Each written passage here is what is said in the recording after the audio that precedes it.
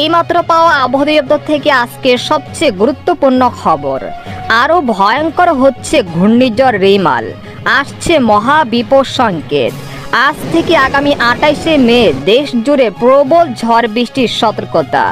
এছাড়া আগামী 24 ঘন্টায় দুই বাংলার উপকূলীয় জেলাগুলোতে বিক্ষিপ্ত ভারী ঝড় বৃষ্টির সম্ভাবনা, এমনটা জানাচ্ছেন আবহাওয়া দপ্তর।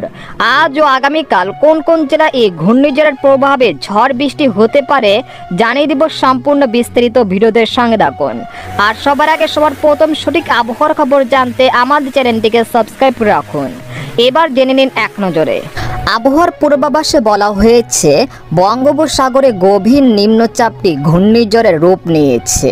এর ফলে আজ রাত থেকে দেশের বিভিন্ন অঞ্চলে বৃষ্টি বা ঝড়ো হাওয়া বয়ে যেতে পারে। এর কারণে দেশের সকল সমুদ্র বন্দরগুলোকে 3 নম্বর স্থানীয় সতর্ক সংকেত দেখাতে বলেছে বাংলাদেশের আবহাওয়া দপ্তর। এছাড়া গত 24 ঘন্টায় দেশের সব বিভাগেই তীব্র তাপপ্রবাহ বয়ে গেছে। এই সময় দেশের সর্বোচ্চ তাপমাত্রা ছিল চুয়াডাঙ্গায় 40 ডিগ্রি সেলসিয়াস। এদিকে আবহাওয়ার আরেক সতর্ক বার্তায় বলা হয়েছে আজ রাত থেকে বিদায় নিতে পারে ভ্যাপসা গরমের তীব্রতা। একই সঙ্গে সম্ভবত ঘূর্ণিঝড় রেমালের প্রভাবে আজ রাত থেকে দেশের খুলনা, বরিশাল ও চট্টগ্রাম বিভাগের উপকূলীয় জেলাগুলোতে দমকা বাতাস ও বৃষ্টিপাত শুরু হতে পারে। এছাড়া শক্তিশালী ঘূর্ণিঝড় রেমাল আঘাত হানতে পারে রবিবার রাত থেকে সোমবার সকালের মধ্যে। এ সময় দেশের 8 বিভাগের সকল জেলায় প্রবল ঝড় বৃষ্টি হতে পারে। সেই সাথে কোথাও কোথাও ঘন্টায় 100 থেকে 120 কিলোমিটার গতিবেগে দমকা বা ঝড়ো হাওয়া বয়ে যেতে পারে। সতর্কবার্তা: প্রবল ভারী বর্ষণ ও জলোচ্ছ্বাসের কারণে উঁচু ও নিচু এলাকায় জলাবদ্ধতা সৃষ্টি হতে পারে। এতে মাঠে থাকা ফসল ও মাছের ঘের ক্ষতিগ্রস্ত হতে পারে, তাই পূর্ব প্রস্তুতি নিয়ে রাখুন। কক্সবাজার, কুতুবদিয়া ও টেকনাফ উপকূলে লবণ চাষিরা আপনারা অতি দ্রুতই আপনাদের কাজগুলো গুছিয়ে নিন।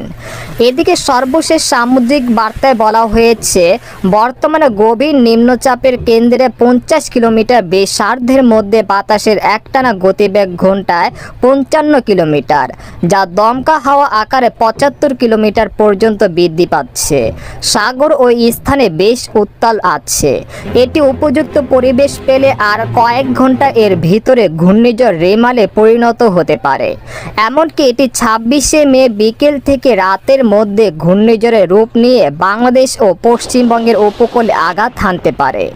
বর্তমানে দেশের সকল সমুদ্র বন্দরগুলোকে 3 নম্বর স্থানীয় সতর্ক সংকেত দেখাতে বলা হয়েছে। পরবর্তীতে সতর্ক সংকেত আরও বাড়তে পারে।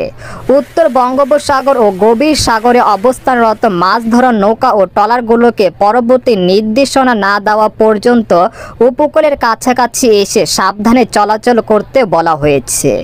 একই সঙ্গে তাদেরকে 29 তারিখ পর্যন্ত গভীর সাগরে বিচরণ না করতে বলা হয়েছে সতর্কবার্তায়।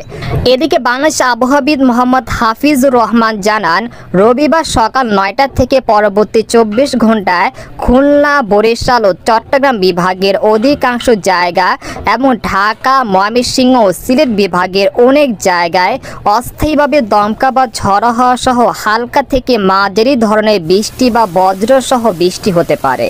সেই সাথে দক্ষিণাঞ্চলের কোথাও কোথাও মাঝারি ধরনের ভারী থেকে অতি ভারী বর্ষণ হতে পারে। এছাড়া দেশের অন্যত্র অস্থায়ীভাবে আংশিক মেঘলা আকাশ সহ আবহাওয়া প্রধানত শুষ্ক থাকতে পারে।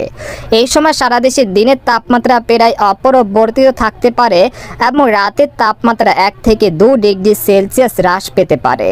জলীয় বাষ্পের আধিক্যের কারণে অস্বস্তি ভাব বিরাজমান থাকতে পারে। তো এই ছিল খবর। এরকম ইন্টারেস্টিং আবহাওয়ার খবর জানতে আমাদের সাথেই থাকুন।